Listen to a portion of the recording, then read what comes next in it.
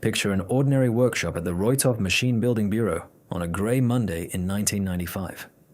Inside, damp metal, dim light pouring through tall windows, and a strange mix of smells. Aviation kerosene tangled with the aroma of fresh sunflower oil.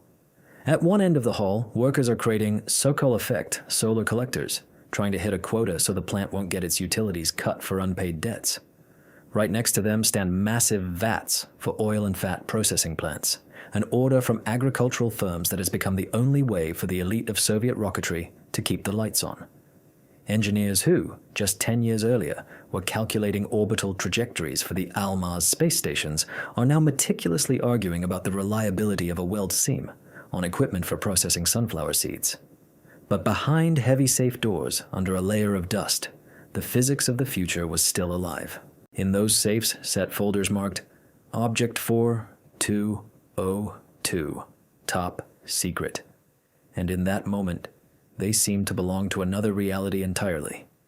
Imagine, in a garage, among old spare parts, the blueprints for an interstellar engine that officially nobody could afford to build.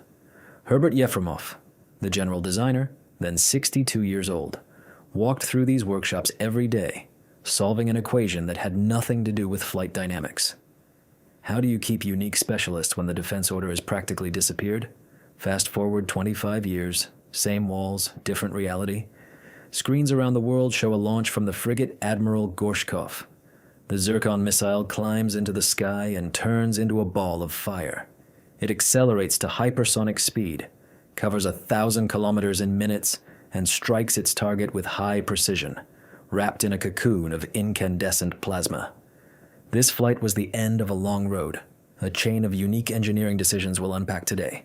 How does a missile wrapped in plasma even find its target? What makes Zircon different from other Russian hypersonic weapons? How does its existence reshape the tactics of carrier strike groups? And finally, what did those 30 years of waiting really cost the man who kept the blueprints alive until they became a decisive factor in the global balance of power? Today we walk it step by step, from the first bolt on a grain dryer to Zircon's plasma cocoon. Part 1. The threat that built an industry. The story of those blueprints began long before the 90s, in the era of Vladimir Chelomey. But to understand his decisions, you have to understand the problem he was trying to solve. On August 6, 1945, an American atomic bomb detonated over Hiroshima. 3 days later, the same fate met Nagasaki. The rules of war changed forever, and one thing became clear: possessing a nuclear charge is only half the job. The decisive question is whether you can guarantee delivering it to enemy territory. By the end of 1945, Soviet intelligence was sending alarming reports to the Kremlin. American military bases were sprouting around Soviet borders like mushrooms after rain in West Germany, Turkey, Japan, the Far East. In March 1946, the famous Strategic Air Command was created, a Pentagon structure built around one task: delivering nuclear weapons anywhere on the planet. The main asset was the B-29 Superfortress, the same aircraft that dropped the atomic bombs. By 1952, the 8-engine B-52 Stratofortress was flying, over 900 kilometers per hour, more than 12,000 kilometers of range without refueling. In 1956, a B-52 made a non-stop polar flight of 27,000 kilometers. A year later, 3 of them circled the Earth in just 45 hours. And it wasn't only the air. By the late 1940s, the United States already had 3 Midway-class heavy carriers, floating cities with runways, each carrying dozens of bombers capable of delivering nuclear weapons to Soviet shores. The Soviet fleet had nothing comparable. The USSR was in a vice. Its 1956 R-5 ballistic missile reached only 1,200 kilometers, enough for European bases, but not American soil. What was needed was a leap. A rocket with a range of 10,000 kilometers or more, an 8-fold increase in capability, a task at the edge of science fiction. Soviet leadership understood. Without an answer to the global threat, the state was doomed.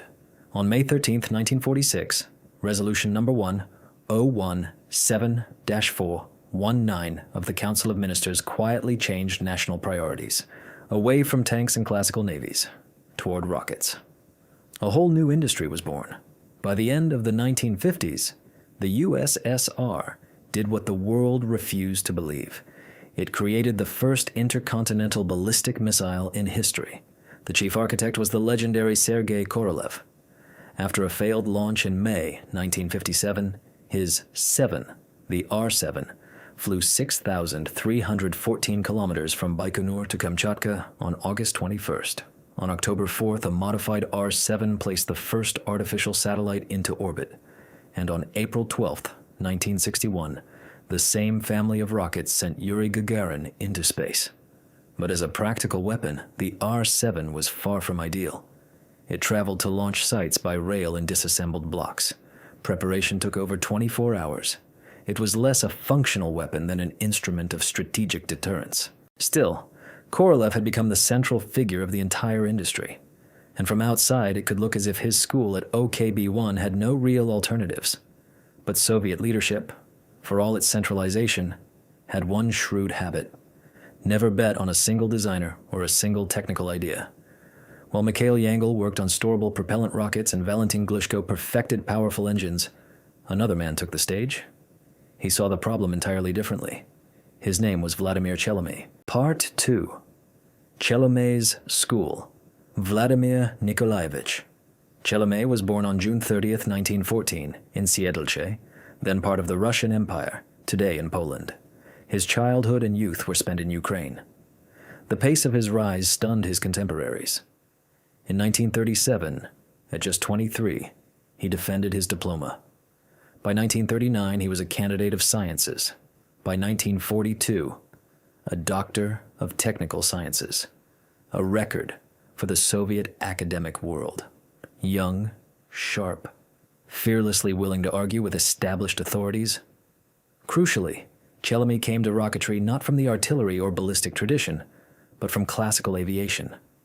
For him, a missile wasn't a smart shell. It was a flying machine, one that should breathe air and use it for flight. The turning point came in 1954. The American fleet with its carriers had turned the ocean into a closed zone. Building a comparable surface fleet would take decades and cost a fortune. What the Soviet Navy needed was a weapon that could strike targets hundreds of kilometers away while remaining out of reach. Chelomey proposed a sea-launched cruise missile, essentially an unmanned aircraft. In summer 1955, his bureau was formally organized as OKB-52 in Roitov, just outside Moscow. To his engineers, he laid down a rule. Catching up and overtaking is a false path. To catch up means always to lag behind. He demanded solutions the adversary simply wouldn't expect. The Roitov school exploded into life. They created the world's first submarine-launched cruise missiles with folding wings, the P-5 family, adopted in 1959. Before this, submarines had to surface and prepare missiles by hand, becoming easy targets. Chelomey invented the sealed transport launch container. The missile sat in a narrow tube with folded wings. After launch, the wings deployed automatically in midair. A solid fuel booster pushed the missile out, and only then did the sustainer engine fire. In 1958, a young man joined OKB-52, whose presence gave the Bureau enormous political cover. A 23-year-old graduate of the Moscow Power Engineering Institute named Sergei Khrushchev, son of the first secretary of the Communist Party. Critics would later say Chelomey had simply bought himself a first-class ticket.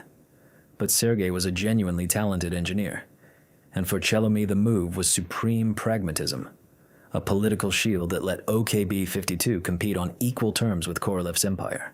In 1962, Chelomey was elected to the Academy of Sciences, and in this period he formulated an idea that radically departed from anything done before: the universal rocket. A design that, thanks to its architecture, could serve as an intercontinental weapon, a satellite launcher, even an anti-satellite system. The real triumph of his school came with the UR-100. In the early 60s, a fierce competition unfolded: OKB-52 versus Yangel's Design Bureau.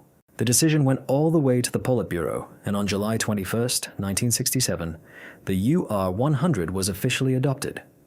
Between 1966 and 1972, the Soviet Union deployed nearly 1,000 UR-100 launchers, making it the most mass-produced ICBM in Strategic Rocket Forces history. The missile was sealed in its transport launch container at the factory and stayed there until launch. Time from command to liftoff. Just 3 minutes. In parallel, Roitov built the heavy space launcher UR-500, better known as Proton.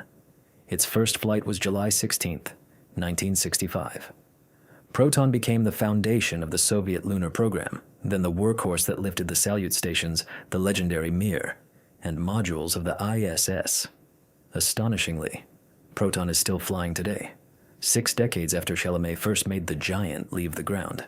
Then came Almaz, Roitov's answer to the American Manned Orbiting Laboratory, a real orbital fortress for photographic and radio-technical reconnaissance equipped with a 2-meter telescope.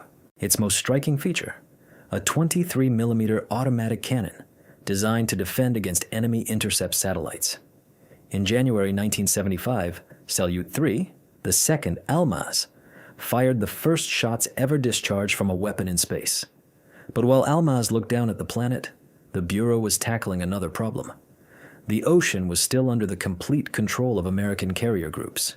The Navy needed a sudden strike from the deep, a weapon combining stealth, enormous speed, and collective intelligence.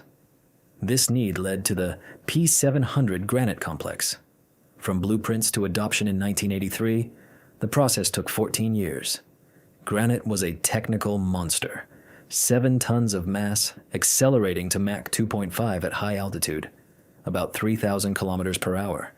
At wave-top height, it ran at Mach 1.5, faster than any bullet. Range of 550 kilometers on a high-altitude profile, 145 hugging the waves. A 750-kilogram penetrating warhead could pierce the armor belt of any modern warship. An alternative nuclear charge of up to 500 kilotons could erase entire squadrons. The truly remarkable solution was a ring-shaped solid-fuel booster that launched the missile from underwater. It fired at depth, pushed the missile to the surface, the wing unfolded automatically, and the missile vanished into the horizon, off enemy radar screens. In the air, these missiles became a digital Wolfpack, the first anti-ship system in the world with collective target distribution.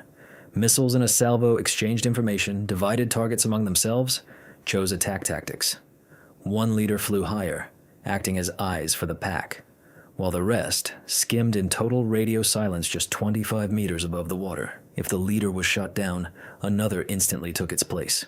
The carriers were the Project 949A anti-submarines, 12 unique boats, each carrying 24 Granits. Sailors nicknamed them loaves because of their wide silhouette. Official documents called them carrier killers. Suddenly, American dominance of the oceans was no longer absolute. But by 1983, it was clear. Granit was too heavy and too expensive for a mass fleet. A more compact universal version was needed, one that could fit on any ship. That work began in the late 70s under the code name P-800 Onyx. Its fate would be very different. Part 3. The 90s. Just 1 year after Granit's triumph, on December 8, 1984, the era of the great founder ended. Vladimir Chelomey died suddenly in Moscow at the age of 70. The new general designer was Herbert Alexandrovich Yefremov. His biography was symbolic in itself. Born on March 15, 1933, he received his unusual first name in honor of the science fiction writer H.G. Wells. As if by fate's irony, a man named after the author of The Invisible Man would spend decades making Soviet missiles invisible to any air defense system. Yefremov had walked the entire Chelomey school from the bottom up: junior engineer, senior engineer, second category designer, head of the project division. By 1976, he was Chelomey's first deputy. By the time he took over at 51, he was already an acknowledged master under whose direct leadership Granit had been brought to life. Then 1991 arrived. The world that had seemed monolithic shattered like glass. The Soviet Union dissolved. Factories closed. The army contracted. State financing all but vanished. The defense order collapsed by an order of magnitude. In Roitov, halls that had recently turned out Granits and UR-100s fell silent. By 1992, capacity utilization was down to a third. Test launches became an unaffordable luxury. The average engineer's salary in Roitov in 1993 to 94 was about $60, and Russia was in hyperinflation. To Yefremov's enormous credit, in that entire decade the Bureau allowed only 1 month of delayed payments, when across the country delays of half a year were normal. But the most painful loss wasn't money. It was people. About half the collective left. In the most active age group, 22 to 45, losses reached a monstrous 90%. A mass exodus of knowledge. Yefremov understood. Machine tools can be bought, blueprints can be redrawn, but if the living community of engineering thought disappears, no revival is possible. The popular solution of the early 90s, conversion, turning weapons factories into producers of pots and pans, wasn't really an option. The Bureau, accustomed to solving strategic problems at the edge of physics, had no experience on the free market. The Navy, its traditional customer, was financially paralyzed. In desperation, the plant took whatever orders it could. Engineers searched for direct parallels in their military work. Experience with aggressive rocket fuels became the basis for water purification systems. Mass handling principles from missile loading migrated to grain transport equipment. In one workshop, they designed lines for processing sunflower oil and ovens for bakeries. In another, low-pressure chambers for vegetable storage. There's a telling, almost absurd episode from this fight. The American firm Double Cola flew to Roitov with a proposal to build a soda factory. Looking at the site, they refused the offered space in the canteen and demanded the main assembly hall, the one where intercontinental ballistic missiles had been built. All profits were to go toward developing their drink. Russia was, in effect, being asked to surrender a key production asset to promote Coca-Cola's rival. Yefremov said no. He kept the workshops for a future that, at that moment, was not at all obvious. The one genuinely large civilian success was the Sokol-effect solar collector. Engineers applied their knowledge of how metals behave at extreme temperatures, the same principles that let missiles survive atmospheric heating, to create a device with over 75% efficiency, well ahead of available global analogs. Silver medals at international exhibitions in Brussels in 1999 and Geneva in 2000. The collectors didn't make Roitov rich, but they preserved the technological culture. A technician assembling them was still working with high-precision components and vacuum processes. And meanwhile, in the quiet, the designers kept working on their main projects. The most important was the P-800 Onyx. Onyx weighed just 3 tons, almost half the weight of Granit. It could be mounted not only on heavy cruisers but on corvettes. Cruise speed Mach 2.6. On the terminal approach, it descended to 10 to 15 meters above the sea, hiding from radar behind the curvature of the Earth. And it inherited Granit's collective intelligence. Wolfpack data sharing in a salvo. The first launch of Onyx was in 1987. But by the early 90s, the work had stalled. There was no money. Serial production hadn't begun. A weapon capable of shifting the ocean balance was suspended in limbo. Yefremov saw Onyx as a unique export product, and the only chance to save his enterprise. To preserve the technology, he began searching abroad for a strategic partner. Cautious dialogue began between Roitov and New Delhi. The key moment was a meeting between Yefremov and Abdul Kalam, head of India's Defense Research and Development Organization, the country's missile man. Born poor, the son of a fisherman, Kalam had sold newspapers as a child to help his parents pay for his education. Through talent and persistence, he became India's most prominent aerospace engineer. On that day, 2 practitioners met. One was trying to save his factory after the collapse of a vast country. The other was building the greatness of his nation.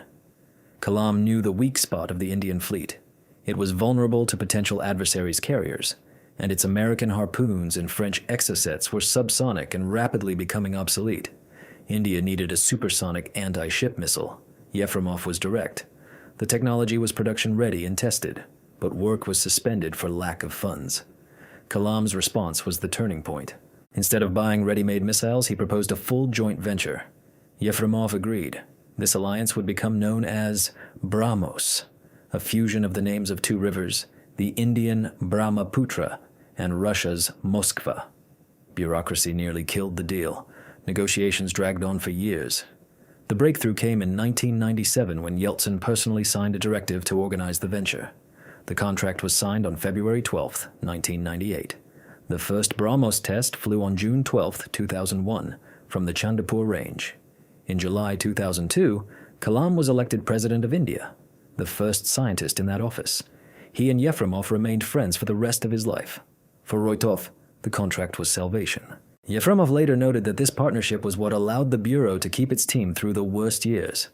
BrahMos became one of the most successful commercial weapons projects in modern history, equipping frigates, submarines, coastal batteries, even Su-30 fighters in a 3-ton air-launched version that everyone said was impossible. It bought Roitov the one thing it needed most: time. Part 4.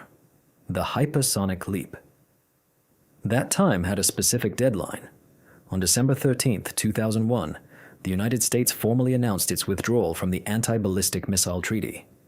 The document, signed back in 1972, had served for decades as a cornerstone of deterrence. Its essence was a ban on building global defensive systems. The logic was simple. The absence of absolute defense guaranteed that no side would risk striking first. When those limits expired, a new race began. On the seas, things were changing too. By the 2000s, American shipboard defense had been transformed by the Aegis combat system, a network linking radars and weapons. Computers tracked dozens of targets simultaneously and assigned fire automatically. The primary kill vehicle was the SM-2 surface-to-air missile, backed up at close range by the Phalanx 6-barrel gun spraying a literal wall of fire. By mid-decade, the new ESSM joined the picture, specifically designed to catch fast, low-flying targets. Suddenly, even a supersonic missile like Onyx or BrahMos was no longer untouchable. They'd learned to engage it. This was where the idea of Zircon crystallized. If the defense has learned to work systematically by protocol, then deny it its most precious resource: time. Roitov had a serious head start. Back in the late 70s and early 80s, they had begun systematic work on hypersonic glide vehicles, bodies that, after being accelerated by a launcher, enter the dense atmosphere at speeds where air behaves so differently it demands entirely new approaches to structure, materials, and control. In the second half of the 1980s, this work became the Albatross program, and the hypersonic vehicle received the designation Object 4202. In February and March 1990, 2 crucial test launches took place. A glider, accelerated by a ballistic missile, entered the atmosphere and demonstrated controlled hypersonic gliding. These tests gave engineers priceless data on aerodynamics, extreme heating, vehicle stability, and control in a hostile environment. Then the 90s happened. State funding stopped, the work practically froze. But the results didn't disappear. In Roitov, archives, calculations, and the unique experience of those 1990 launches were preserved. When the state needed answers again in the early 2000s, Yefremov insisted on returning to exactly this base. For him, Object 4202 wasn't just numbers in a folder. It was the foundation of a ready-made scientific school. That continuity is what eventually became the system known as Avanguard. Avanguard is built in 2 parts: a launch missile and a separable hypersonic glide vehicle. The launcher, usually a heavy ICBM, boosts the glider to about 100 kilometers, a suborbital trajectory well below the apogee of a classical ballistic path. After separation, the glider doesn't fall on a predictable arc. It enters the atmosphere at a shallow angle and continues to fly as a controlled glider between 40 and 100 kilometers of altitude. The shape is built on the wave rider principle. The lower surface is designed so that the vehicle's own shockwave stays pressed against the hull, creating a zone of ultra-high pressure underneath. This geometry allows what's called a skip glide trajectory, literally bouncing along the upper atmosphere like a stone on water, periodically descending into denser layers where the shockwave generates maximum lift, then rising again. Without this shape, the glider would either burn up or tumble out of control. On this segment, Avanguard reaches its peak, officially up to Mach 27. Aerodynamic drag inevitably slows it. By the middle of its run, speed falls to roughly Mach 15. On final approach, to Mach 10 to 15. Still more than enough to break through any existing missile defense. Range from separation, over 6,000 kilometers. Combined with the booster's reach, the system can hit targets virtually anywhere on Earth. And unlike a ballistic warhead, It can change direction and altitude throughout its entire cruise.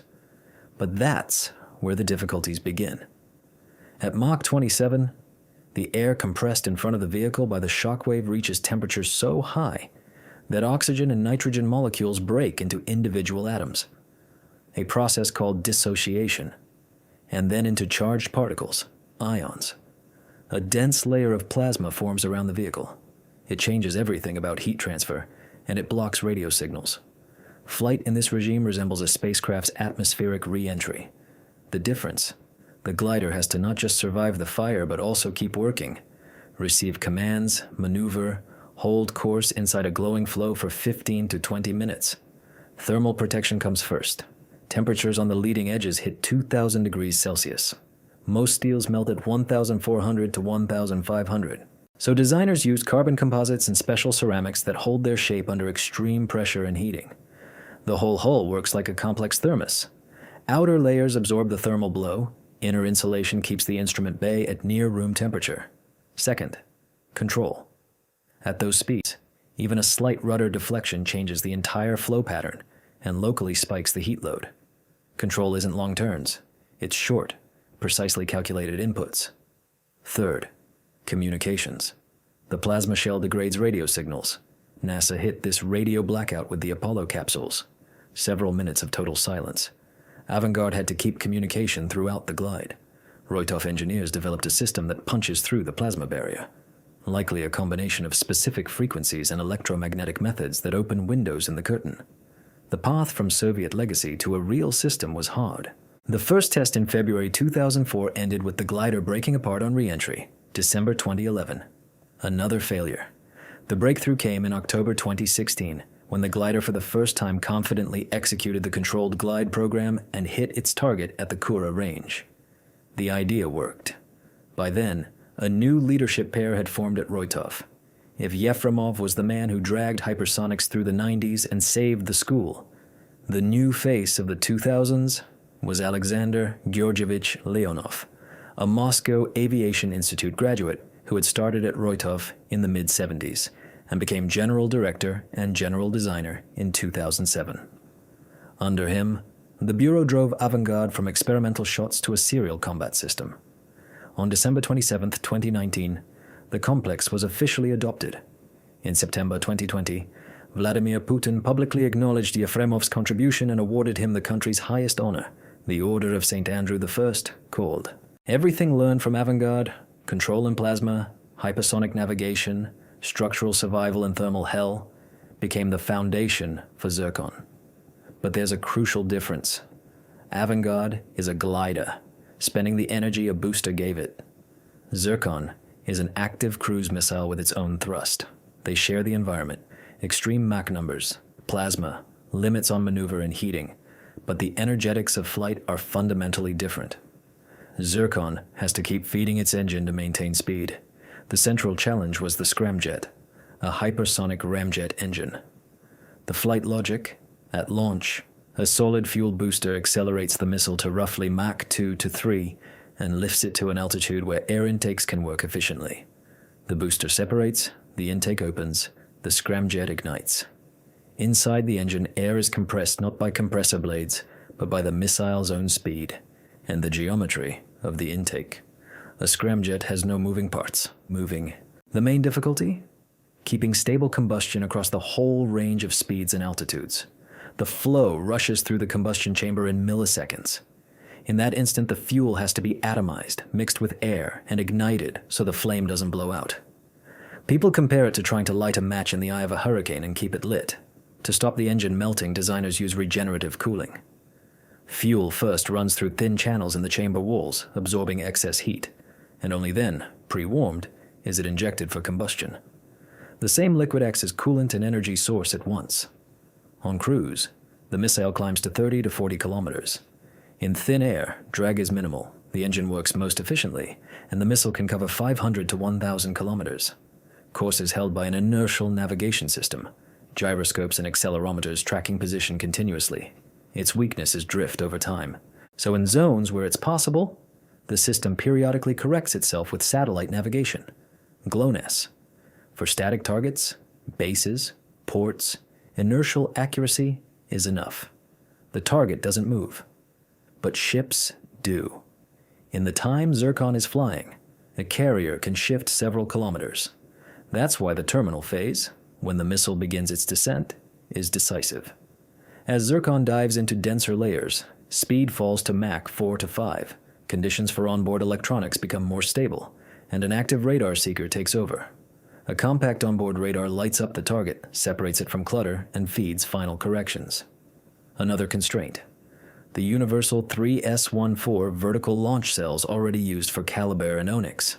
Designers had to package this entire system into a cylinder roughly 600 millimeters in diameter and up to 9 meters long. Every structural reinforcement, every extra liter of fuel, had to come out of the budget for guidance or warhead. The history of the trials confirmed they found the balance. After ground testing, the system moved to sea. In January 2020, the frigate Admiral Gorshkov began regular Zircon launches against sea and shore targets. On October 4th, 2021, the submarine K-56 Severodvinsk fired one, including from beneath the surface. By May 2022, state trials were complete. On January 4th, 2023, the 3M-22 Zircon complex was officially adopted by the Russian Navy. By open source estimates, length about 9 meters, diameter 600 millimeters, launch mass 3 to 5 tons. Top speed on cruise, officially Mach 8 to 9, roughly 10,000 to 11,000 kilometers per hour. As with any hypersonic system, real speed depends on altitude, warhead mass, and profile. On terminal dive, it falls to about Mach 4 to 4.5. Range, up to 500 kilometers at low altitude, up to 1,000 on a semi-ballistic profile. Warhead 300 to 400 kilograms. Conventional penetrating or nuclear, up to about 200 kilotons. Guidance combined. Inertial on cruise, active radar on terminal. Launch platforms, frigates, submarines, coastal batteries. Part 5. Why it matters. The first confirmed combat use of Zircon was on February 7, 2024. A launch from Crimea against Kiev intercepted, according to Ukrainian sources, with fragments bearing 3M2 laser markings recovered as evidence. Repeat strikes on March 25th yielded larger pieces, identified as parts of the Scramjet, hull elements, and an unexploded warhead. Some analysts believe these strikes were essentially full-scale technical experiments, testing the system against real Western air defense. Western military analysts confirm that the terminal phase is the systemic weak point of all modern hypersonic targets, but interception requires enormous resources and doesn't guarantee success. According to the Kiel Institute for the World Economy, destroying a single Zircon required Ukrainian crews to launch the salvo of nearly an entire Patriot battery, up to 3 interceptors. Each engagement means a unit losing combat readiness for hours while reloading. The overall success rate against hypersonic targets is estimated at around 25%. Roughly 1 in 4 launched missiles is guaranteed to break through. For comparison, subsonic cruise missiles are intercepted with 50 to 70% effectiveness. So if interception is theoretically possible, why does this weapon change the established picture of naval defense? The answer is geography and tactics. Kiev has one of the densest air defense layouts in Europe. Patriot, Iris-T, NASAMS in stacked echelon. The open sea is a fundamentally different problem. If a target is 500 kilometers away, an ordinary subsonic missile needs 25 to 30 minutes to reach it. A carrier strike group has time to change course and prepare defenses. Zircon covers the same distance in 3 to 4 minutes. The ship physically cannot leave the engagement zone. Add the curvature of the Earth. A shipboard radar only detects a low-flying target at 25 to 30 kilometers. Zircon skimming the water appears on Aegis screens just 30 to 40 seconds before impact. Enough for 1 or 2 salvos? No second chances? Kinematics make it worse. The main American interceptor SM-6 flies at about Mach 3.5. To hit something flying at Mach 8 or 9, it needs an almost perfectly head-on geometry. Chase shots or side intercepts, the interceptor simply can't catch up. And the plasma cocoon makes things harder still. To the radar, the target looks like a smeared blur. Economically, the asymmetry is brutal. A U.S. carrier strike group runs about $15 to $20 billion. The Gerald R. Ford-class carrier, cruisers, destroyers, the air wing, support vessels. A salvo of 12 Zircons costs roughly 150 to 200 million. One 300-kilogram warhead arriving at 3,000 meters per second has a high probability of putting a carrier out of action for months. The weapon becomes an instrument of strategic deterrence, pushing foreign fleet operating areas more than 1,000 kilometers back from the coast. To really place Zircon in global context, as of early 2026, only Russia and China have genuinely operational hypersonic systems. The Chinese DF-ZF, adopted in 2019, is a glide vehicle launched by a DF-17 ballistic missile, conceptually a counterpart to Avanguard. By 2024, Type 055 destroyers began testing the YJ-21, accelerating to Mach 6 to 10 on an aeroballistic profile, closer to Russia's Kinzhal than to Zircon. China chose the simpler path. The United States, despite massive investment, has fielded no fully operational system. The Dark Eagle program tested successfully in June and December 2024 at ranges over 2,000 kilometers, but combat readiness keeps slipping. Now expected no earlier than 2027 to 2028, 7 or 8 years behind Russia. The air-launched AGM-183 was cancelled outright in March 2023 after repeated failures. The remaining hope, the HACM Scramjet missile, was supposed to begin flight tests in 2025 to 26. No public test record exists. India is pursuing BrahMos 2, building heavily on Zircon technology, expected at Mach 6 to 8, range up to 1,500 kilometers. In April 2025, India's DRDO ran a ground test of its Scramjet for more than 1,000 seconds, a world record for ground stands. For now, Zircon remains the only adopted hypersonic cruise missile with an air-breathing Scramjet in the world. While other nations focus on simpler ballistic solutions or struggle for years to tame sustained thrust, Roitov turned the hardest theoretical physics into a working system. Behind the dry numbers that Bassett, the speeds, the ranges, there's one essential thing. The people of NPO Mashinostroyenia. This technological leap was only possible because of engineering continuity. It started with the fundamental ideas of Vladimir Chelomey. Herbert Yefremov preserved that unique scientific school through the crisis decades. Under Alexander Leonov, the hypersonic groundwork became real combat systems. In the end, the success of Avanguard and Zircon is a story about loyalty to a chosen path. If a design bureau has a solid intellectual foundation and leaders capable of defending it, then even the boldest ideas of the past eventually find their way into reality. Looking at this hyper-advanced civilization of the past, I want to express boundless gratitude to the creators for their incredible work and dedication. I genuinely feel proud to live alongside people who build things like this. Friends, I know it was hard not to get lost in all the Mach numbers, the engines, the speeds. You made it to the end, and for that, a huge thank you. You're definitely a little smarter now. See you next time.